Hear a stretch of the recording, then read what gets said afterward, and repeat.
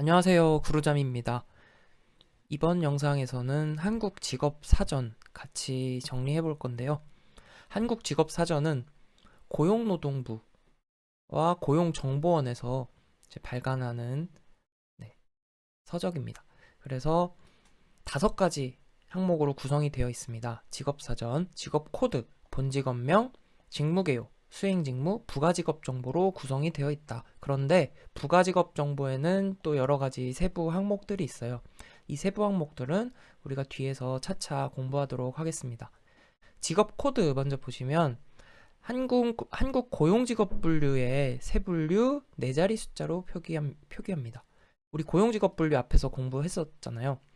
네, 고용직업분류의 세분류는 몇 자리 숫자였죠? 그렇습니다. 4자리 숫자이기 때문에 세분류로 4자리 숫자로 표기를 한다.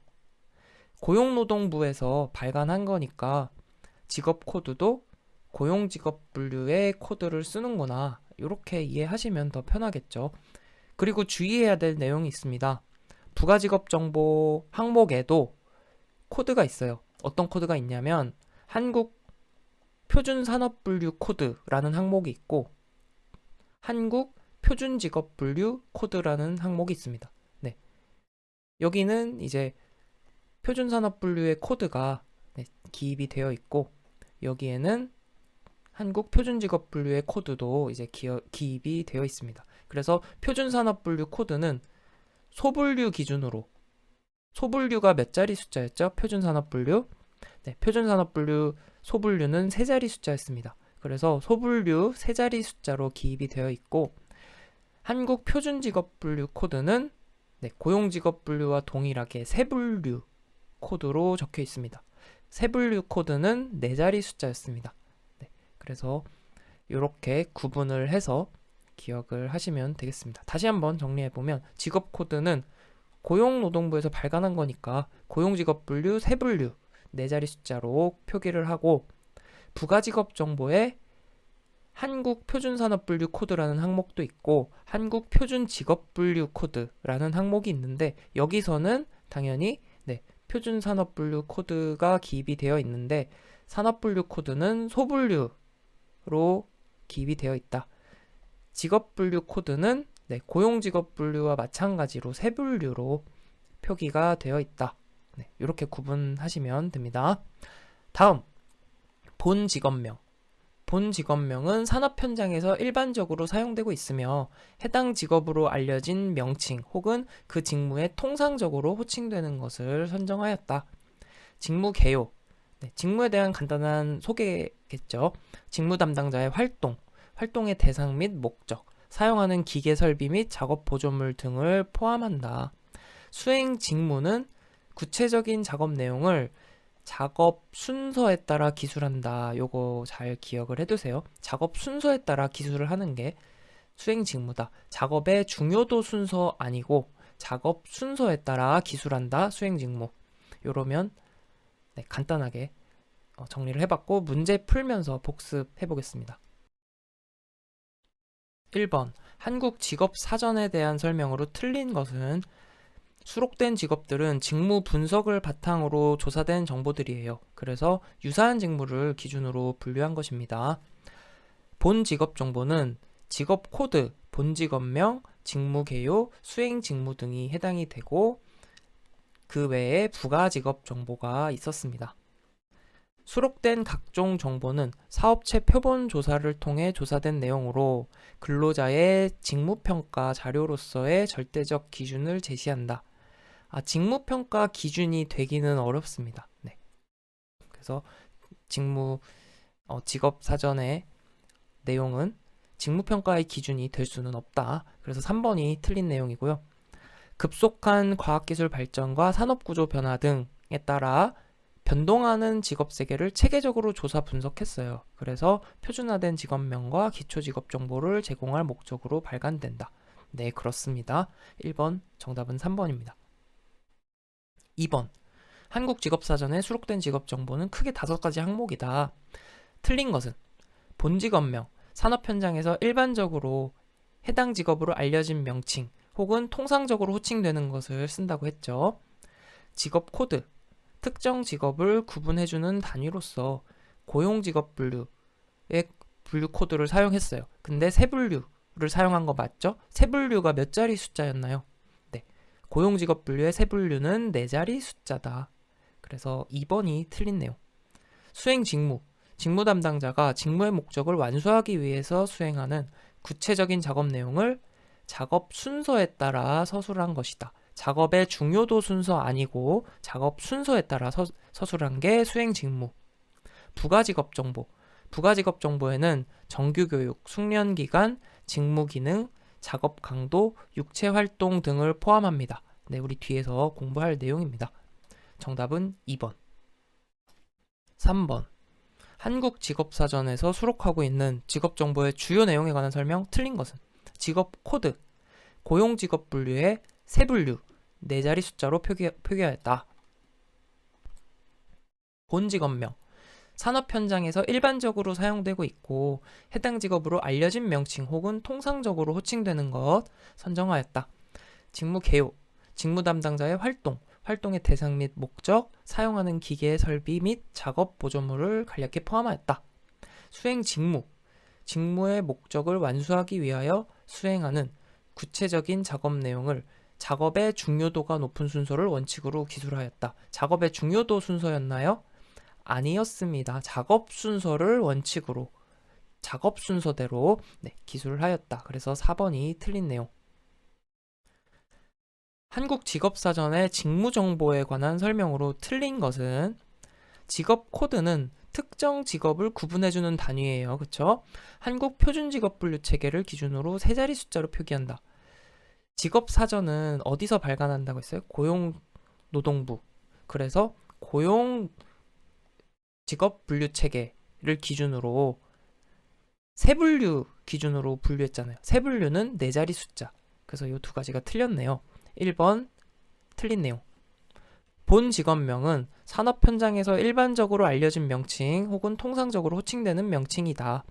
직무 개요에는 직무 담당자의 활동, 직무 담당자가 사용하는 기계 설비, 작업 보조물 등을 포함한 내용이 요약돼서 들어가 있습니다.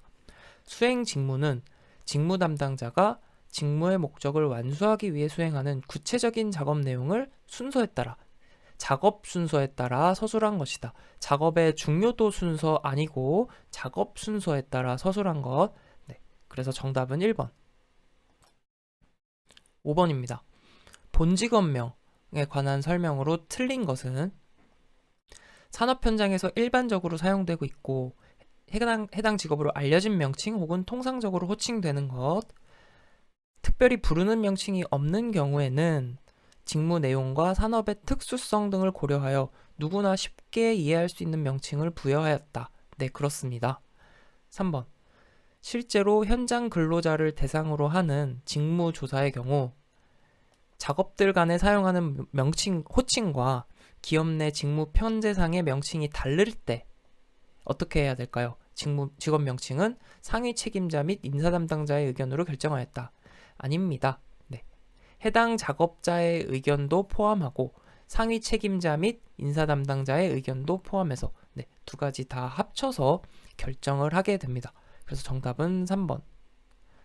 가급적 외래어를 피하고 우리말로 표기하되 우리말 표기에 현장감이 없을 경우에는 외래어를 정부에서 정한 외래어 표기법에 따라 표기하였다. 네, 그렇습니다.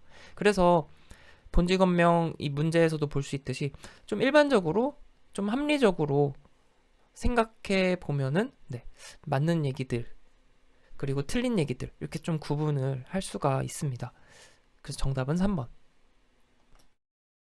6번입니다.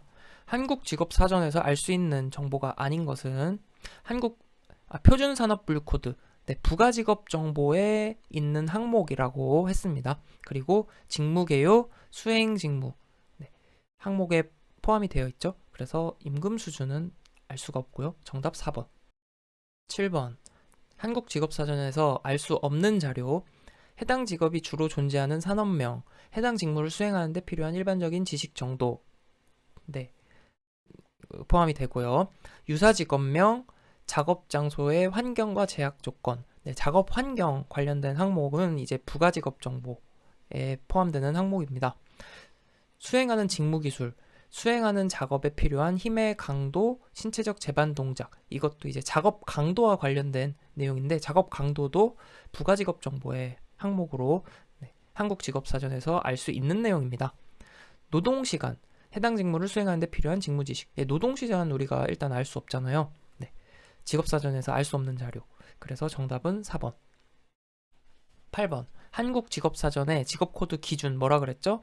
고용노동부 발간. 그래서 고용직업 분류인데 다 고용노동직업 분류네요. 고용직업 분류에서 세 분류를 기준으로 했죠. 정답은 4번. 한국직업사전은 5가지 항목으로 구성이 된다고 했습니다. 직업 코드, 본 직업명, 직무 개요, 수행 직무, 그리고 부가 직업 정보. 이렇게 5가지 항목인데요. 이번에는 부가 직업 정보 정리를 해보겠습니다. 우선 어떤 항목들이 있는지 한번 살펴보면 부가적으로는 부가 직업 정보입니다. 부가적으로는 정숙한 장소 환경에서 코드 2개 뽑고 육체 기강을 잡아야 됩니다. 부가적으로는 정숙한 장소 환경에서 코드 2개 뽑고 육체 기강 잡아야 돼요.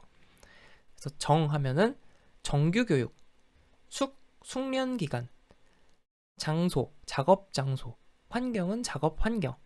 코드 2개라는 것은 한국 표준 산업 분류 코드, 그리고 한국 표준 직업 분류 코드. 이렇게 코드 2개입니다.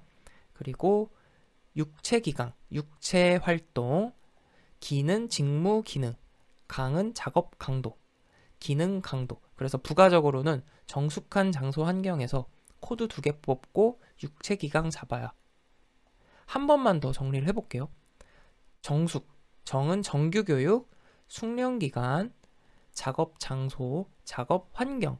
코드 2개는 한국 표준 산업 분류 코드, 한국 표준 직업 분류 코드. 그다음 육체 활동, 기능이죠. 직무 기능, 강은 강도, 작업 강도. 요렇게 거기에 플러스 자격 면허, 관련 직업 유사 명칭 등이 있습니다. 그래서 작업 면허는 추가로 또 기억을 해두시면 좋겠습니다. 문제 풀면서 같이 복습을 해보겠습니다. 여기 문제들을 쭉 보시면 부가직업 정보의 항목 혹은 항목이 아닌 것을 찾는 문제가 주로 출제가 됩니다. 그래서 부가직업 정보의 항목을 암기를 하셔야 합니다. 부가적으로는 정숙한 장소 환경에서 코드 2개 뽑고 육체 기강 잡아야 한다. 플러스 자격 면허. 그럼 1번 문제 풀어보겠습니다.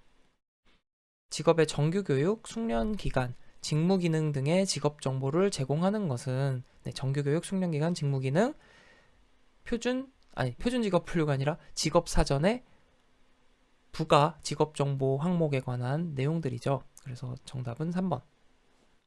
2번. 부가 직업 정보에 해당되지 않는 것은 직무 개요가 본 항목이죠. 부가 직업 정보가 아니고 본 정보고, 숙련 기간, 직무 기능, 자격 면허, 이거는 부가 직업 정보라고 했습니다. 다시 한 번만 외워볼까요? 부가적으로는 정숙한 장소 환경에서 코드 2개 뽑고 육체 기강 잡아야. 그래서 정하면 정규 교육, 숙은 숙련 기간, 정숙한 장소 환경, 작업 장소, 작업 환경. 코드 2개는 한국 표준 직업 분류, 한국 표준 산업 분류 코드, 그리고 육체는 육체 활동, 기는 직무 기능, 강은 작업 강도. 마지막으로 자격 면허 이렇게 추가해서 암기하시면 된다고 했습니다. 부가 직업 정보에 해당하지 않는 것은 작업 강도, 숙련 기간, 정규 교육, 직무 개요. 직무 개요 부가 직업 정보 아니죠. 4번. 부가 직업 정보에 해당하는 것.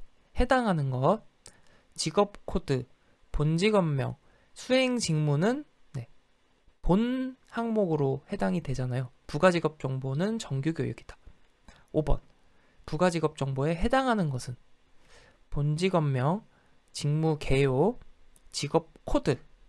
요거는 본 항목에 포함이 돼 있고, 산업 분류는 한국 표준 산업 분류 코드를 말하는 것이겠죠.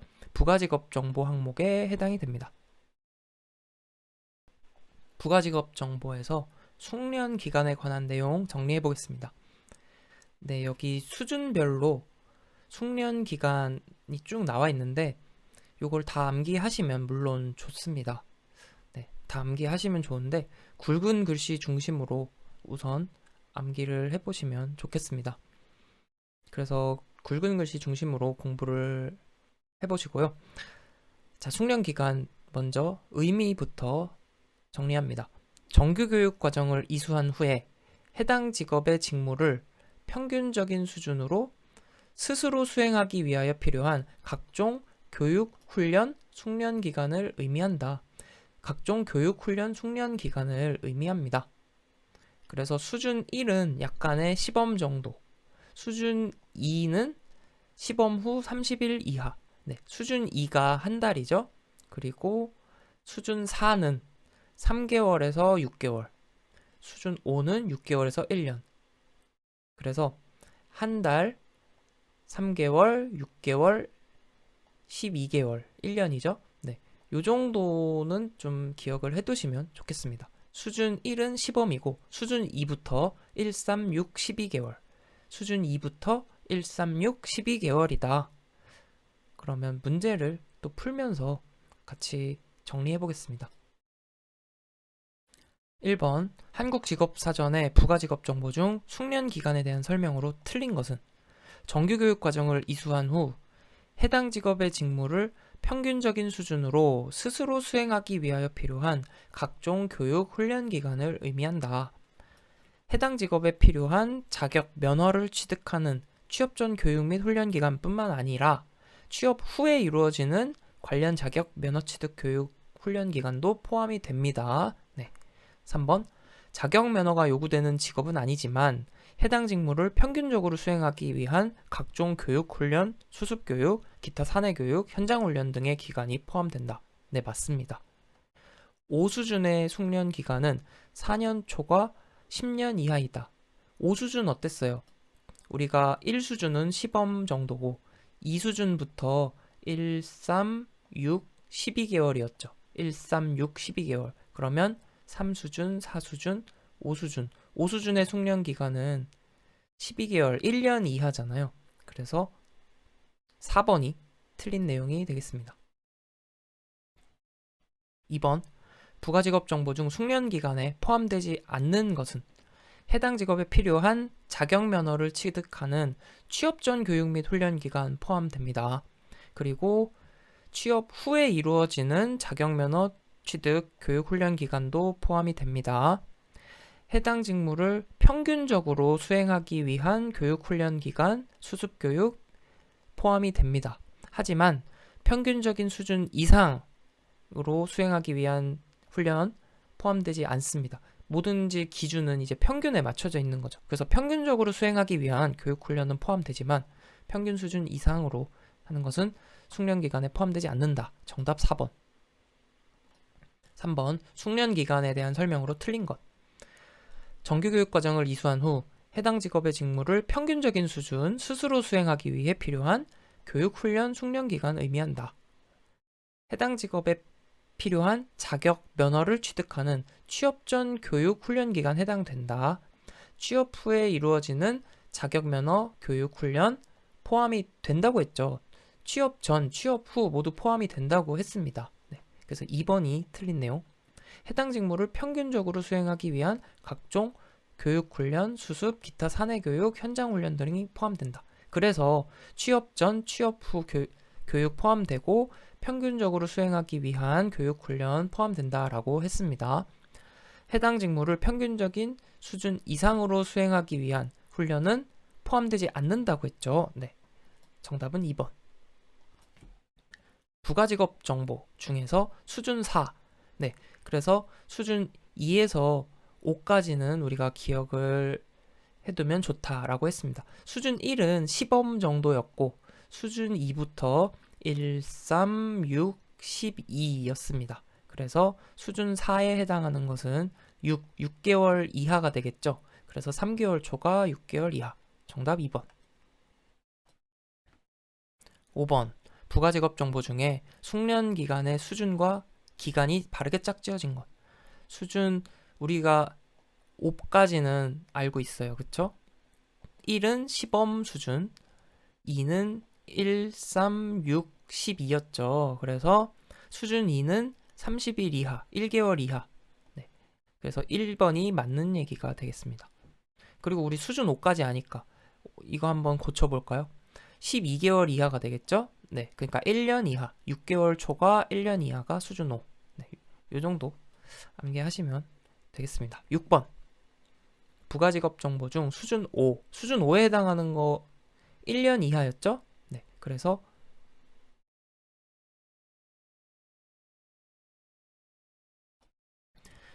1년 이하여야 하는데 1년 이하가 없네요. 네.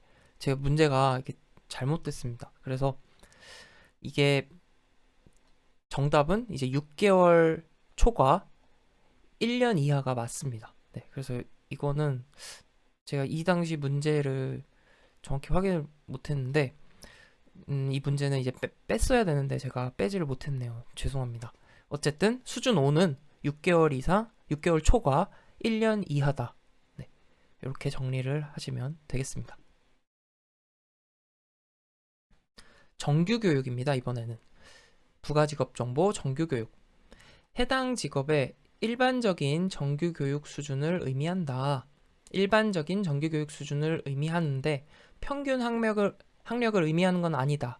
꼭 기억해 두시기 바랍니다. 부가직업 정보의 정규교육은 평균 학력을 의미하는 게 아니에요. 네, 그냥 일반적인 정규교육 수준을 의미하는 것이다. 독학 검정고시 등도 네, 포함이 됩니다. 그래서 수준이 쭉 나와 있는데 요거는 암기가 어렵지 않아요. 수준 1이 초등학교 졸업 정도 이렇게 보시면 초, 중, 고, 전문대, 대졸 다음 대학원 이상 이렇게 해서 1, 2, 3, 4, 5, 6입니다. 네, 초, 중, 고 여기 전문대졸 주의하시고 전문대, 대졸, 대학원 이렇게 암기하시면 되겠습니다. 문제 풀면서 계속 다시 정리해 볼게요. 1번 한국직업사전의 부가직업 정보 중 정규교육에 관한 설명으로 틀린 것은 정규교육 과정의 연한을 고려해서 6단계로 분류하였다. 네, 6단계로 분류했습니다. 4수준은 12년 초과 14년 이하 정도이다. 우리 적어놓고 하면 되죠. 1, 2, 3, 4, 5, 6 수준 1은 초등학교 졸업 정도, 그 다음에 중, 그 다음 고, 그 다음 대학이 아니고 전문대졸, 다음 대학 졸업, 다음 대학원 졸업 수준. 네, 이렇게 구분을 했죠. 그래서 4수준은 전문대학 졸업 수준. 맞습니다. 12년 초과 14년 이하. 다음, 독학 검정고시 등을 통해 정규교육 과정을 이수하였다고 판단되는 기간도 포함이 된다라고 했습니다. 해당 직업 종사자의 평균 학력 아니고 일반적인 정규교육 수준이라고 했습니다. 그래서 4번이 틀린 내용. 2번 정규교육 관한 설명으로 틀린 것은 해당 직업의 직무를 수행하는 데 필요한 일반적인 정규교육 수준을 의미한다라고 했죠. 평균 학력 나타내는 것 아니다. 해당 직업 종사자의 평균 학력 나타내는 것은 아니다. 바로 나왔네요. 네. 그 다음 정규교육 과정 연한을 고려해서 6단계로 분류하였습니다. 정규교육 과정이 아닌 독학 검정고시 등도 정규교육 기간에 포함이 된다라고 했죠. 그래서 4번이 틀린 내용. 3번 한국직업사전에서 해당 직업의 직무를 수행하는데 필요한 일반적인 정규교육 수준에 대한 설명이다. 괄호에 알맞은 것. 고졸 정도, 대졸 정도. 아, 방금 지웠는데 다시 적어볼까요? 1, 2, 3, 4, 5, 6이면 초, 중, 고. 고졸 정도면 3수준이고 전문대, 대학 5수준이네요. 그래서 수준 3, 수준 5. 정답은 2번. 다음은 부가직업 정보에서 작업 강도입니다. 작업 강도는 5단계로 구분이 됩니다. 이 작업 강도는 출제 빈도를 고려해 보면 부가직업 정보에서는 암기를 해볼 만한 내용입니다. 이 작업 강도 구분은 암기를 해볼 만한 내용이다. 그래서 어떻게 암기를 하느냐? 아가 보는 게 보통 힘든 강도가 아니잖아요. 아주 힘듭니다. 그래서 48에 24, 10 플러스 48에 24, 48에 32 아닙니다. 48에 24, 10 플러스입니다. 네, 아무튼 그렇습니다. 그래서 아가 보는 게 보통 힘든 강도가 아니에요. 아주 힘든 강도예요. 자, 아가 아주 가벼운 작업, 그리고 가 하면 가벼운 작업, 보통 작업, 힘든 작업, 아주 힘든 작업. 네, 이렇게. 그래서 작업 강도에 대한 구분. 아가 보는 게 보통 힘든 강도가 아니에요. 아주 힘들어요. 아주 가벼운 작업, 보통 작업, 힘든 작업, 아주 힘든 작업. 네, 이렇게 5가지. 그리고 각각 48에 24, 10 플러스다. 4 하면은 요 최고 무게를 기준으로 했어요. 그래서 48에 24, 10 플러스. 플러스는 40kg 이상이죠. 아주 가벼운 작업 보시면 4, 최고 4kg의 물건을 들어 올리고 때때로 장부, 대장, 소도구 등을 들어 올리거나 운반한다. 가벼운 작업을 보시면 4, 8이죠. 8. 최고 8kg의 물건을 들어 올리고 거기에 절반을 하시면 돼요. 2분의 1 하면 4kg 정도죠. 4kg 정도의 물건을 빈번히 들어 올리거나 운반한다. 그러니까 들어 올리는 것의 절반 정도가 빈번히 들어 올리거나 운반. 네, 그러니까 운반이 포함되는 게 2분의 1을 하시면 됩니다. 그래서 8kg 물건 올리고 4kg을 올리거나 운반한다. 보통 작업 20입니다. 20. 20kg의 최고 물건을 올리고 그것의 절반인 10kg 정도의 물건을 빈번하게 들어 올리거나 운반한다. 그 다음 힘든 작업은 40kg입니다. 그래서 40kg의 물건을 들어 올리고 20kg 정도의 물건을 빈번히 들어 올리거나 운반한다. 2분의 1이죠. 아주 힘든 작업은 40kg 이상 플러스, 그래서 40kg 이상의 물건을 들어 올리고 20kg 이상의 물건을 빈번히 들어 올리거나 운반한다. 네, 그래서 여기에 지금 최고가 빠졌네요. 최고를 똑같이 포함시켜 주시면 되겠습니다. 최고 40kg, 그리고 아주 힘든 작업은 40kg 이상. 네, 그래서 요거는 좀 암기를 해두시면 좀 확률이 높다고 생각합니다.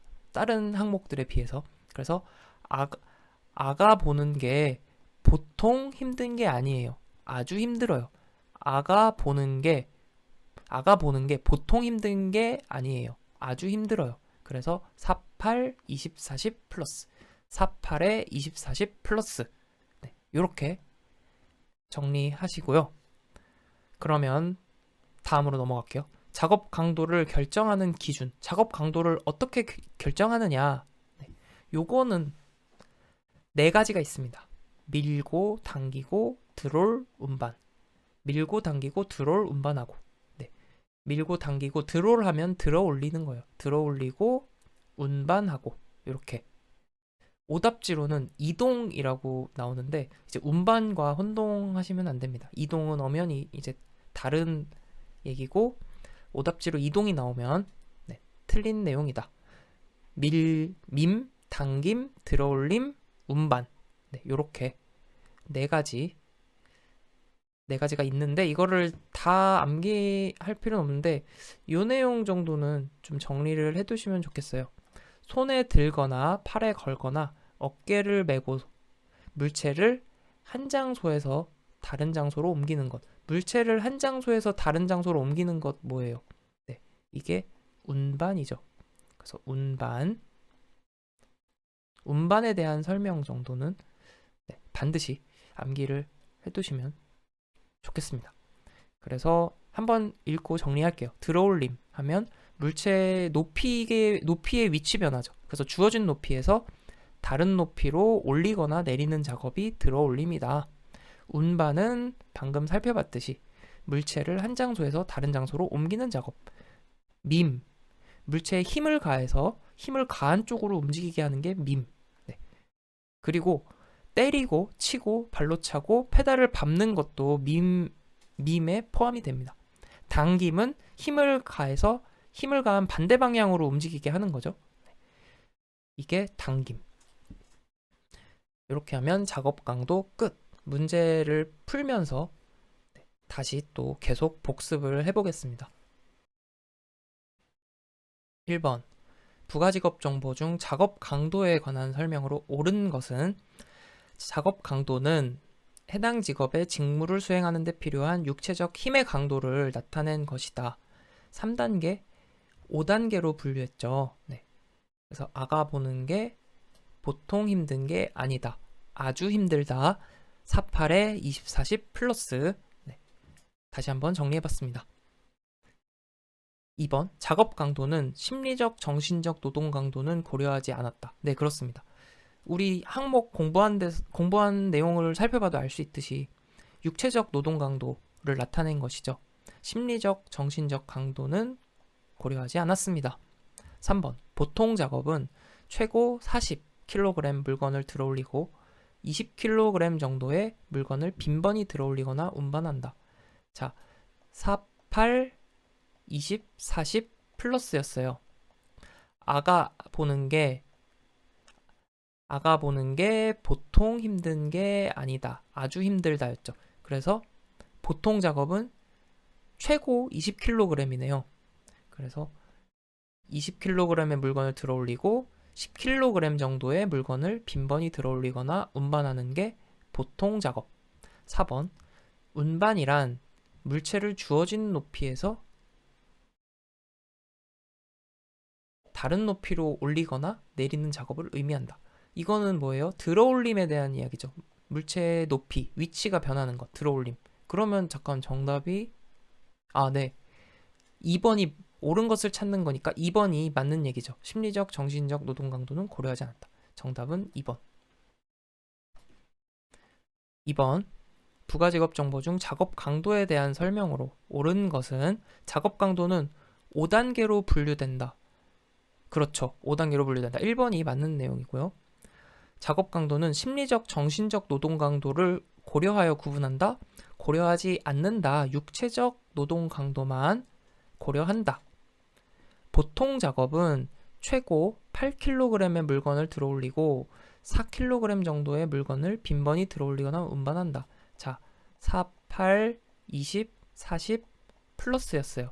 그래서 아주 가벼운 작업, 가벼운 작업, 보통 작업. 보통 작업은 최고 20kg, 그리고 10kg 정도의 물건을 빈번히 들어올리거나 운반한다. 그래서 네, 틀린 내용이고요. 4번, 힘든 작업은 최고 20kg의 물건을 들어올리고 10kg 정도 아니었죠. 4, 8, 20, 40 플러스니까 힘든 작업은 40kg, 최고 40kg, 그리고 20kg의 물건을 빈번히 혹은 운반한다. 네. 그래서 정답은 1번. 3번, 부가직업 정보에서 작업 강도에 대한 설명으로 틀린 것은 딱 선택지를 보아하니까 적어놓고 시작하면 편하겠네요. 4, 8, 20, 40 플러스. 그래서 여기가 아주 가벼운 작업, 보통 작업, 힘든 작업, 아주 힘든 작업입니다. 자, 아주 가벼운 작업. 최고 4kg 물건, 그리고 장부, 대장, 소도구 등을 들어올리거나 운반한다. 맞습니다. 가벼운 작업. 최고 8kg, 그리고 절반인 4kg. 힘든 작업은 40kg이죠. 최고 40kg. 근데 최고 20kg이니까 틀렸네요. 네. 요 3번의 내용은 보통 작업에 대한 설명이고요. 아주 힘든 작업은 40kg 이상, 그리고 20kg 이상. 네, 그래서 맞는 이야기. 정답 3번. 4번. 한국직업사전에서의 작업 강도 무엇인가? 최고 8kg 그리고 4kg 정도를 빈번히 들어올리거나 운반한다. 4, 8, 20, 40 플러스니까 아주 가벼운 작업이네요. 정답 2번. 5번. 가벼운 작업의 의미는 4, 8, 20, 40 플러스인데 아주 가벼운, 그러니까 최고 8kg. 그리고 4kg 정도를 빈번히 들어올리거나 운반. 정답 2번. 6번. 최고 20kg. 48, 20, 40 플러스니까 20은 보통 작업이네요. 정답 2번. 7번. 보통 작업에 대한 설명. 보통은 4, 8, 20, 40 플러스니까 아주 가벼운 보통 작업. 20, 최고 20kg. 그래서 최고 20, 그리고 절반인 10kg 정도. 정답 3번. 8번. 다음에 해당하는 작업 강도. 최고 40이니까 48, 20, 40. 40은 힘든 작업이네요. 네, 힘든 작업. 정답 3번. 9번. 작업 강도에 대한 설명에서 손에 들거나 팔에 걸거나 어깨에 메고 물체를 한 장소에서 다른 장소로 옮긴대요. 물체를 한 장소에서 다른 장소로 옮기는 것 운반이라고 했습니다. 이동 헷갈리면 안 됩니다. 정답 2번. 이렇게 해서 작업 강도 문제 다 풀어봤습니다.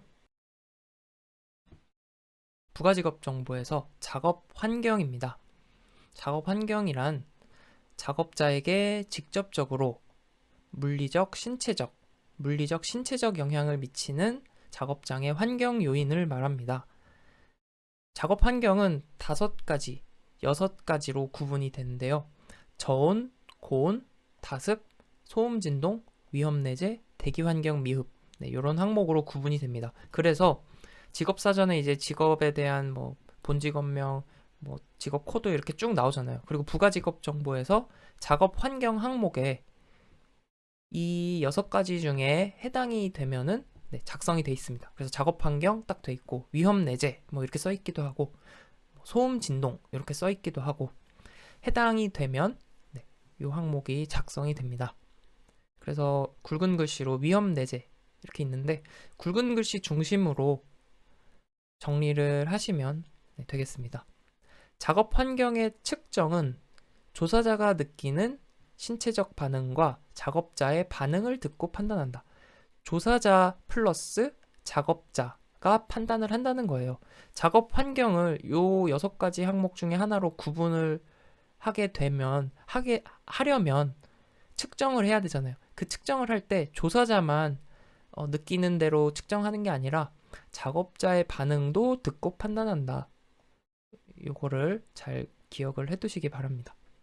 또한 작업 환경은 산업체와 작업장에 따라 달라질 수가 있어요. 그렇기 때문에 절대적인 기준이 될 수는 없다.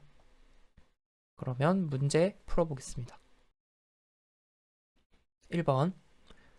부가직업 정보 중 작업 환경에 대한 설명 틀린 것은 작업 환경은 해당 직업의 직무를 수행하는 작업원에게 직접적으로 물리적, 신체적 영향을 미치는 작업장의 환경 요인을 나타내는 것이다. 작업 환경의 측정은 작업자의 반응을 배제하면 안 되죠. 네. 그리고 조사자가 느끼는 신체적 반응으로 판단한다. 조사자가 느끼는 신체적 반응 플러스 작업자의 반응. 네. 그래서 2번이 틀린 내용. 작업 환경은 저온, 고온, 다습, 소음 진동, 위험 내재, 대기 환경 미흡으로 구분한다. 작업 환경은 산업체 및 작업장에 따라 달라질 수 있기 때문에 절대적인 기준이 될 수 없습니다. 2번. 작업 환경에 대한 설명으로 틀린 것은 작업 환경은 해당 직업의 직무를 수행하는 작업원에게 직접적으로 물리적, 신체적 영향을 미치는 작업장의 환경 요인을 나타내는 것입니다. 작업 환경의 측정은 조사자가 느끼는 신체적 반응 플러스 작업자의 반응을 듣고 판단한다. 네, 맞는 얘기죠. 그래서 원래 조사자가 이렇게 측정을 하러 가게 되면은 일시적으로 방문을 하는 거잖아요. 그래서 정확한 측정 도구도 갖고 있지 못하고 대부분 그렇기 때문에 작업자의 반응도 듣고 판단을 하는 것입니다. 3번. 작업 환경은 저온, 고온, 다습, 소음 진동, 위험 내재, 대기 환경으로 구분한다. 네, 그렇습니다. 작업 환경은 사업체의 규모와 특성에 따라 달라질 수 있으나 동일 사업체의 경우에는 작업장마다 절대적인 기준이 된다. 자, 이게 산업체 및 작업장에 따라 달라질 수가 있다고 했죠. 그렇기 때문에 절대적인 기준이 될 수 없다. 정답은 4번. 3번입니다. 부가직업 정보 중 작업 환경에 대한 설명 틀린 것은? 작업 환경은 해당 직업의 직무를 수행하는 작업자에게 직접적으로 물리적, 신체적 영향을 미치는 작업장의 환경 요인을 나타낸 것입니다. 작업 환경의 측정은 조사자가 느끼는 신체적 반응 플러스 작업자의 반응을 듣고 판단합니다. 작업 환경은 사업체의 규모와 특성에 따라 달라질 수 있으나 동일 사업체의 경우에는 작업장마다 절대적인 기준이 된다? 아니라고 했죠. 사업체나 작업장마다 다르기 때문에 절대적인 기준이 될 수 없다. 그래서 3번이 틀린 내용입니다. 작업 환경에는 저온, 고온, 다습, 소음, 진동, 위험 내재, 대기 환경, 미흡 등이 있다. 그래서 정답은 3번. 4번입니다. 작업 환경에 해당하는 것을 찾는 문제네요. 작업 환경에 해당하는 것, 작업 강도, 위험 내재, 손사용, 정밀 작업. 위험 내재, 작업 환경에 해당되는 항목이었죠. 5번. 작업 환경에 대한 설명에서 위험 내재에 포함되지 않는 것은? 위험 내재에 포함되지 않는 것. 요거는 문제 통해서 정리해 두시면 되겠습니다. 자, 방사선, 기계, 전기. 네, 요거는 이제 위험 내재에 포함이 되고요. 가스는 포함이 되지 않습니다.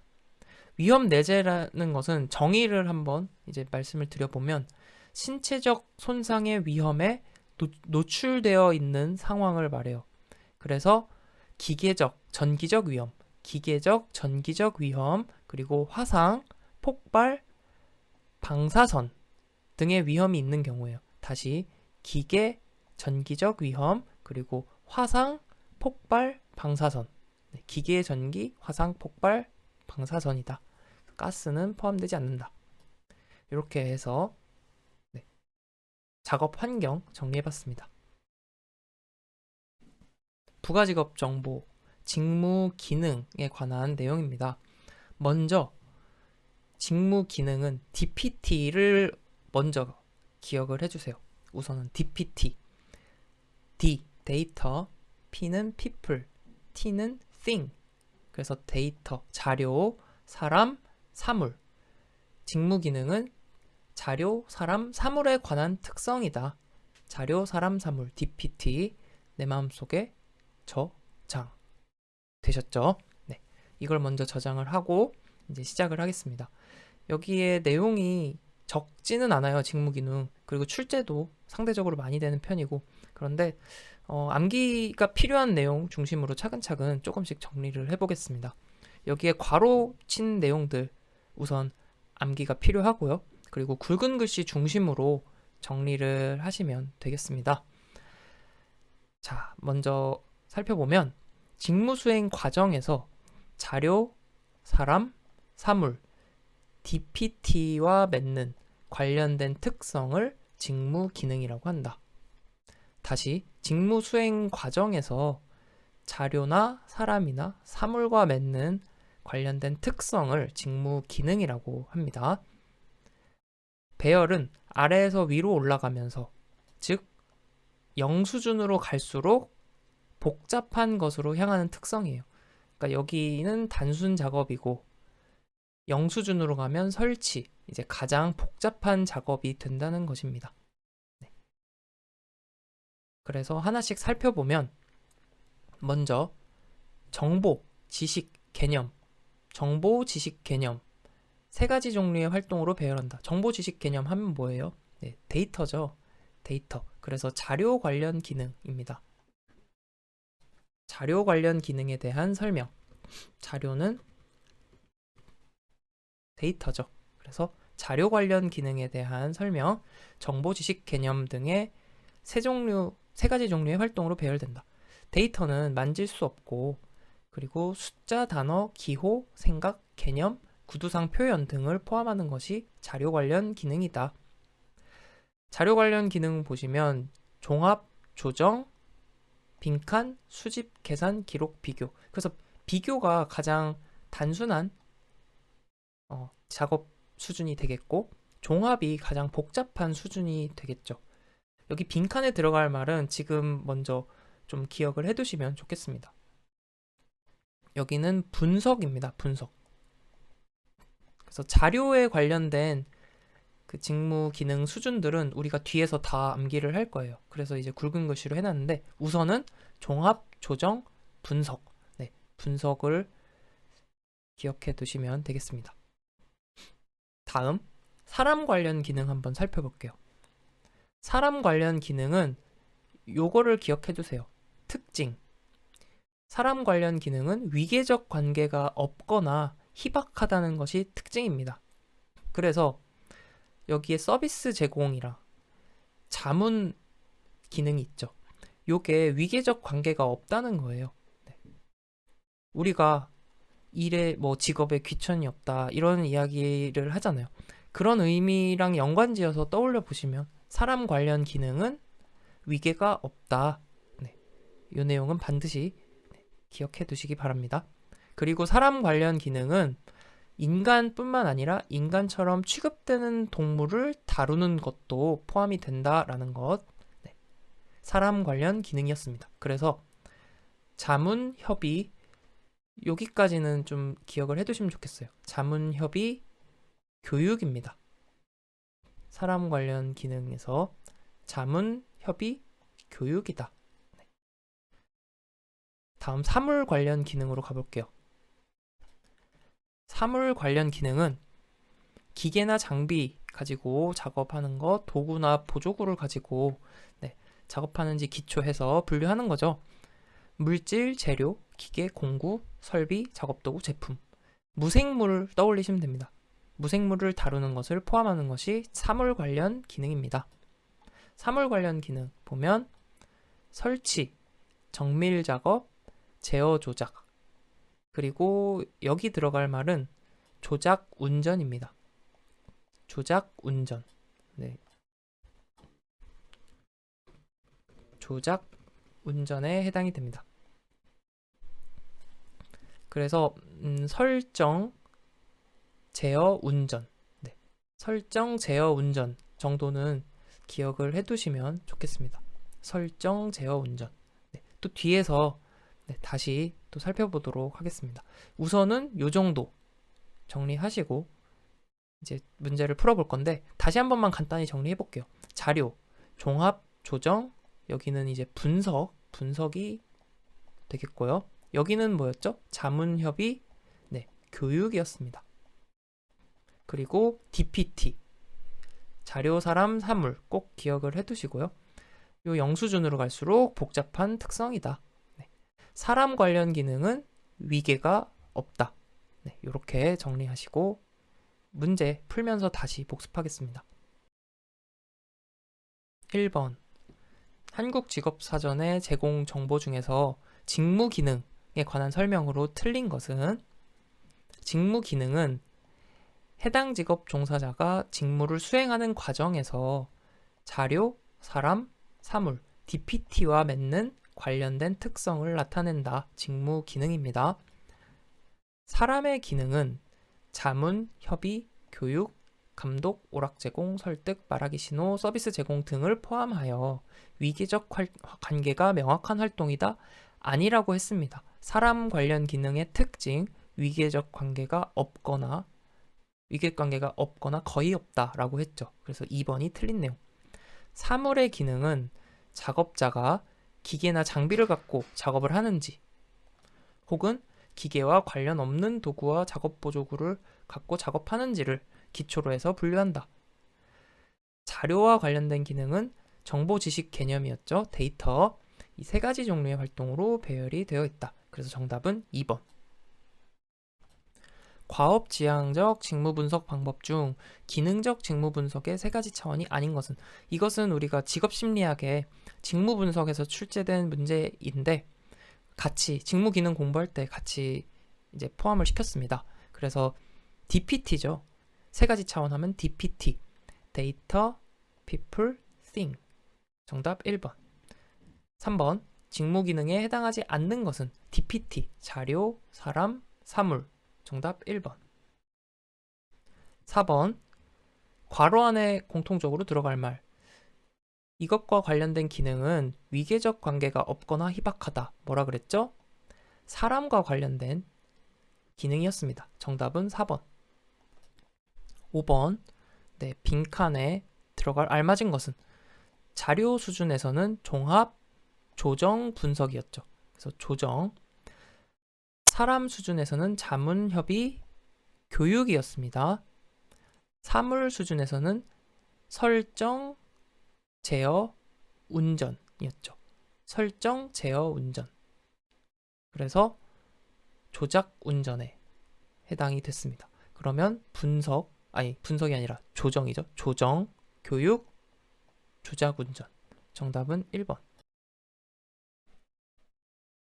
직무 기능 간단히 살펴봤는데요. 이제 하나씩 자세하게 알아보도록 하겠습니다.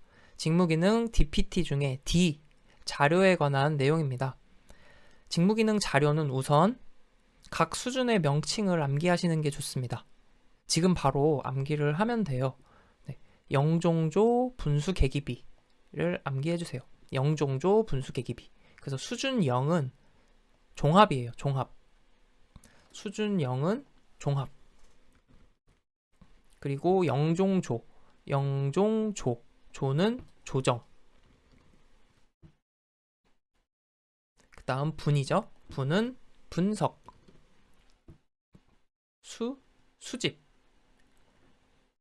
계산, 기록, 비교. 영종조 분수 계기비. 다시 한번 해볼게요. 수준 0은 종합. 그 다음 조정, 분석, 수집, 계산, 기록, 비교. 영종조 분수 계기비. 네, 지금 다 암기되셨죠? 네, 딱 한 번만 더 해볼까요? 영종조 분수 계기비. 수준 0은 종합. 그 다음 조정, 그 다음 분석, 수집, 계산, 기록, 비교. 네, 지금 바로 내 마음속에 저장 되셨을 거라 믿고 네, 계속 해보겠습니다. 자료라는 것은 앞에서 보았듯이 만질 수 없으며 숫자, 단어, 기호, 생각, 개념, 구두상 표현을 포함한다. 네. 그래서 여기서는 이 내용을 이제 이해하시면 돼요. 이해하시면 되고 굵은 글씨 중심으로 좀 암기를 해주시면 좋겠습니다. 먼저 종합 보면 종합이 가장 복잡한 수준이 되겠죠. 종합. 사실을 발견하고 지식 개념 또는 해석을 개발하기 위해 자료를 종합적으로 분석한다. 종합적으로 분석하니까 종합. 수준 1 조정 보시면 데이터의 분석에 기초해서 시간, 장소, 작업 순서, 활동 등을 결정하는 게 조정입니다. 그리고 결정을 실행하고 상황을 보고하는 게 조정이다. 자, 데이터 분석 기초해서 뭐 이런저런 활동 이런 것들을 결정하는 게 조정이고 결정을 실행하고 상황 보고하는 게 조정이다. 그래서 결정이 나오면 조정. 다음 분석입니다. 분석은 조사 평가하는 게 분석이죠. 그리고 대안적 행위를 제시하는 것 이런 것도 분석이다. 수집은 자료, 사람, 사물에 관한 정보를 수집, 대조, 분류하는 게 수집. 정보와 관련한 규정된 활동에 수행 및 보고가 자주 포함된다. 계산은 사칙 연산이고요. 사칙 연산 관련된 활동 수행 보고. 중요한 겁니다. 이게 자주 출제됩니다. 직무 기능 자료의 계산에서 수를 세는 것은 포함되지 않는다. 계산은 사칙 연산이고 수를 세는 것은 포함되지 않습니다. 기록은 데이터를 적고 입력하고 표시하는 게 기록이고요. 비교는 자료, 사람, 사물의 기능적, 구조적, 조합적 특성, 그러니까 유사성이나 차이점을 판단하는 게 비교가 되겠습니다. 그래서 굵은 글씨 중심으로 좀 나머지 내용은 이해하시면 되겠고요. 굵은 글씨 중심으로 다시 한번 정리합니다. 직무 기능 자료에서 암기해야 될 게 세 가지가 있어요. 우선 수준별 명칭, 영종조 분수 계기비. 네, 요거 하나 암기를 하시고 두 번째, 조정 수준에서는 어떤 내용이다? 네, 결정을 실행하고 상황을 보고하는 게 조정이다. 네, 다음 계산. 계산 수준에서 계산은 사칙 연산이지만 숫자를 세는 것은 포함되지 않는다. 네, 요 세 가지는 반드시 지금 바로 기억을 하고 네, 문제풀이 복습을 해보겠습니다. 1번 한국직업사전의 부가정보 중 자료에 대한 설명으로 틀린 것은 네, 종합, 영종조, 분수, 계기비 였습니다. 종합, 사실을 발견하고 지식 개념 또는 해석을 개발하기 위해 종합적으로 분석, 종합, 분석은 조사, 평가하는 것이죠. 그래서 대안적 행위 제시 빈번하게 포함된다. 계산은 사칙 연산이다. 그리고 수를 세는 거는 포함되지 않는다라고 했습니다. 그래서 3번이 틀린 얘기. 기록은 데이터를 옮겨 적고 입력, 표시하는 거죠. 2번 자료와 관련된 직무기능 틀린 것은 종합, 사실 발견, 지식 개념 해석 개발하기 위해 자료를 종합적으로 분석하는 것, 종합이라고 했습니다. 조정이라고 하면 데이터 분석 기초하여 시간, 장소, 작업 순서, 활동 등을 결정한다. 그래서 결정 실행, 상황 보고 이게 조정에 해당된다라고 했습니다. 계산, 수를 세거나 수를 세는 게 포함되지 않는다고 했습니다. 사칙 연산인데 수를 세는 것은 포함되지 않는다. 3번이 틀린 내용. 수집, 자료, 사람, 사물, DPT에 관한 정보를 수집, 대조, 분류하는 것, 수집이었습니다. 3번 다음 자료 항목 중에서 무엇에 관한 설명인가? 데이터의 분석에 기초해서 시간, 장소, 작업 순서, 활동 등을 결정한다. 그리고 결정을 실행하고 상황 보고한다. 조정에 관한 내용이었죠. 4번으로 갑니다. 부가직업 정보 중 DPT에서 자료의 수준과 내용이 바르게 짝지어진 것. 네, 우리 다시 한번 복습해 봅니다. 영종조, 분수, 계기비. 그래서 수준 0은 종합이었죠. 그리고 영종조, 그럼 조는 수준 1이겠고요. 분수, 계기비. 분은 2가 되겠고, 분수, 수집 3, 계기비, 계산이 4. 그래서 4번이 정답이 되겠습니다. 이번에는 직무기능의 사물, thing에 관련된 내용입니다. 마찬가지로 이것도 이제 달달달달 암기를 하는 건 당연히 좋은데, 네, 우선은 여기 빈칸 부분은 좀 확실하게 정리를 하시고 굵은 글씨 중심으로 암기를 하시면 좋겠습니다. 그리고 이 내용들 이제 이해하고 문제풀이 통해서 복습하시면 되겠습니다. 그래서 차근차근 살펴보면 되니까요. 너무 걱정하지 마시고 차근차근 정리해야 될 부분만, 암기해야 될 부분만 암기하시면 되겠습니다. 그래서 사물은 무생물을 다루는 것과 관련이 된다고 했습니다. 물질, 재료, 기계, 공구, 설비, 작업도구, 제품 등을 다루는 것을 포함한다. 네, 사물. 오답지로는 이제 대조, 대조가 제시가 되는데 이거는 이제 틀린 내용이다. 그래서 사물에서는 요 수준과 명칭을 다 암기하진 않더라도 딱 여기까지 정도는 암기를 하시면 좋겠어요. 그래서 설정, 제어, 운전. 우리 운전 앞에서 했었죠. 조작 운전입니다. 그래서 0수준은 설치, 1수준은 정밀 작업, 그 다음 제어 조작, 조작 운전, 설정, 제어 조작. 네, 이 정도 암기를 해주시면 좋을 것 같고, 마지막 수동 조작, 유지, 투입, 인출, 마지막에 수준 7은 가장 단순한 특성을 가진 내용이잖아요. 단순 작업에 관한 내용입니다. 그래서 설정, 제어 조작, 그리고 마지막에 단순 작업이다. 이걸 먼저 기억을 하시고 내용을 한번 살펴보겠습니다. 수준 0, 가장 복잡한 수준의 설치 보시면 기계 및 설비의 준비, 공구 및 기계 장비의 설치 및 조정, 가공물 또는 자료의 위치 조정, 제어 장치 설정, 제어 장치를 설정하는 것, 이런 게 설치에 포함이 됩니다. 기계 및 완제품의 기능과 정밀성을 측정하는 게 설치다. 다음 정밀 작업, 정밀 작업은 수준이 1이 되겠죠. 네, 그래서 설정, 제어, 운전. 네, 요거는 암기를 하시면 좋겠습니다. 정밀 작업은 공구나 작업 도구를 사용해서 가공물, 자료를 가공, 조종, 이동, 안내, 정위치시키는 게 정밀 작업입니다.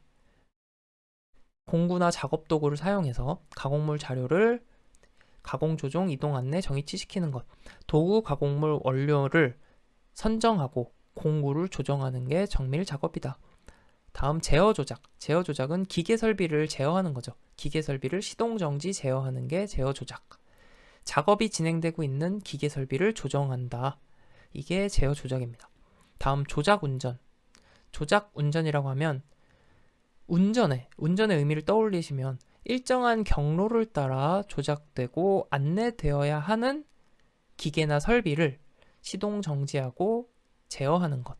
네, 일정한 경로를 따라 조작되고 안내되어야 한다. 이게 이제 포인트입니다. 그래서 이 부분은 기억을 해두시기 바랍니다. 조작 운전은 일정한 경로를 따라 조작되고 안내되어야 한다. 우리 운전할 때 떠올리시면 좀 연결이 되는 내용이죠.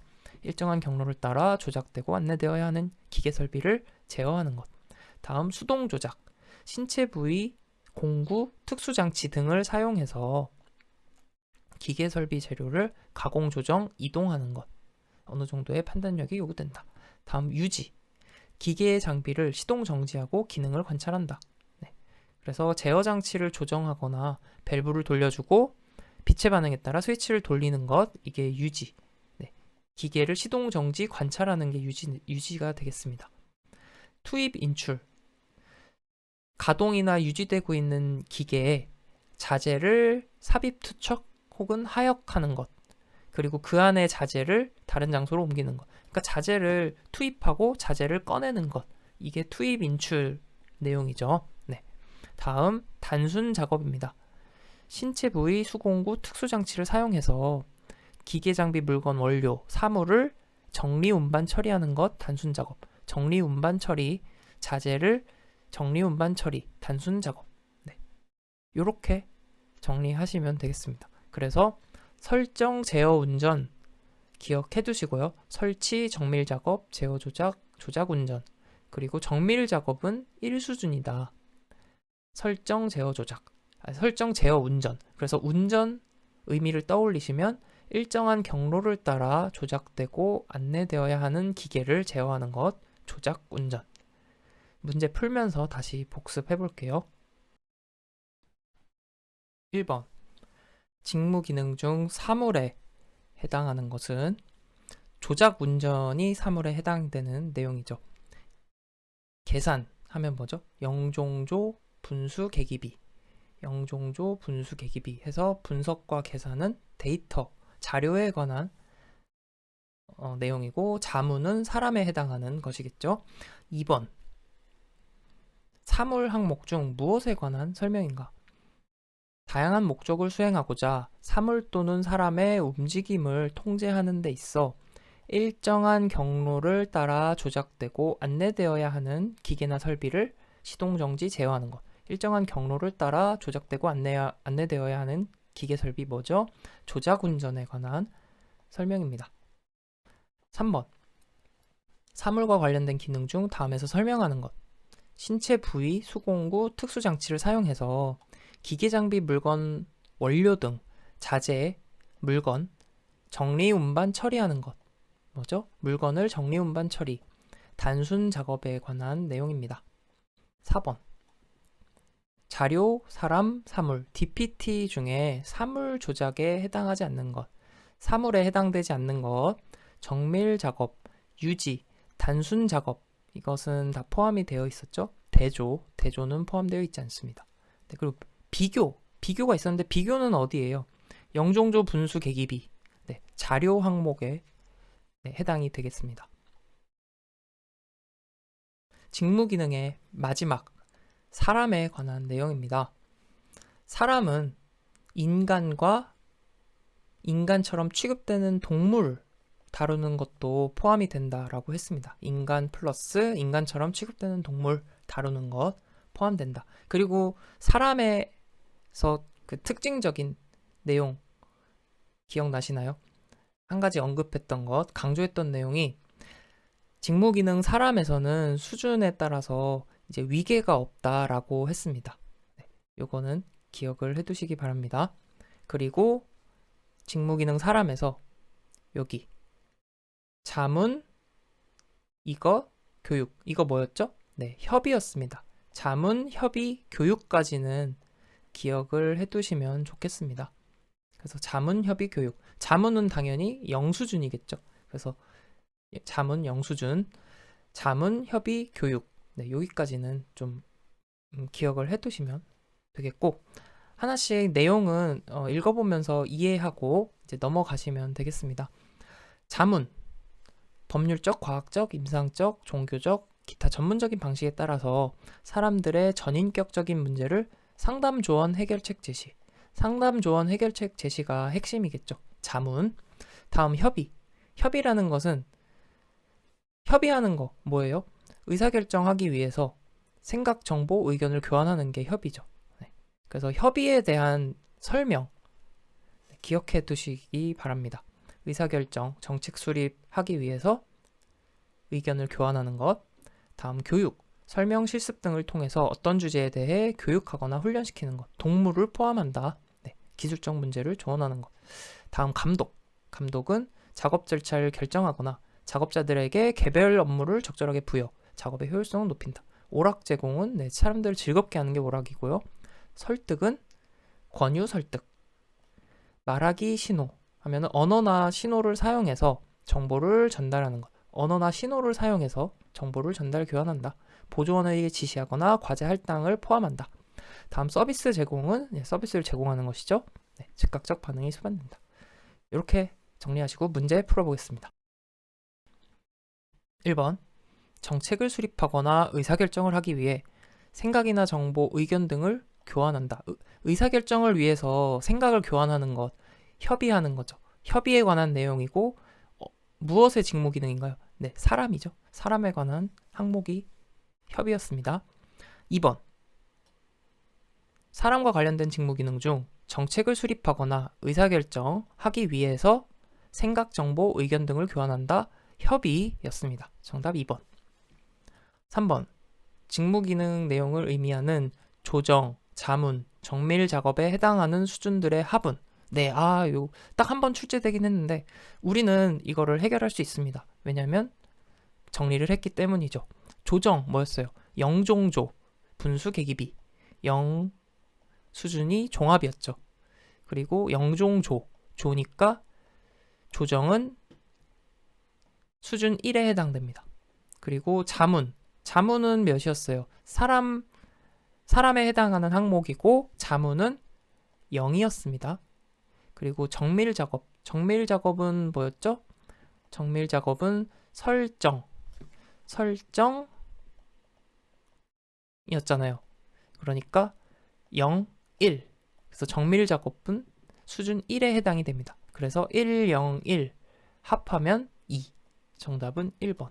네, 이게 아마 나올 수 있는 최고 까다로운 수준의 문제일 것 같아요. 그래서 네, 아까 언급해드린 내용 정도 정리하시면 충분하지 않을까 싶습니다. 이제 마지막 종합 문제 풀어보겠습니다. 부가직업정보에서 유사 명칭에 관한 내용 간단하게 문제통해서 정리해보고 종합 문제 풀면서 마무리하도록 하겠습니다.